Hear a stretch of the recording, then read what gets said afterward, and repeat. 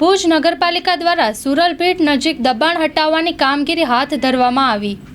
આ જે છે નેશનલ હાઈવે 341ના કામે નેશનલ હાઈવે ઓથોરિટી દ્વારા જે ફ્લાયઓવર બ્રિજ અને નેશનલ હાઈવેનું કામ ચાલુ થનાર છે, જેમાં આ 340 ફૂટ 40 મીટર જેવા દબાણ અત્રેના નડતરરૂપ હતા, જેને આપણે નોટિસ પણ આપી છે, સાંભળ્યા પણ છે અને આ નડતર દબાણ દૂર કરવાની કામગીરી આજે ચાલુ કરવામાં આવી છે।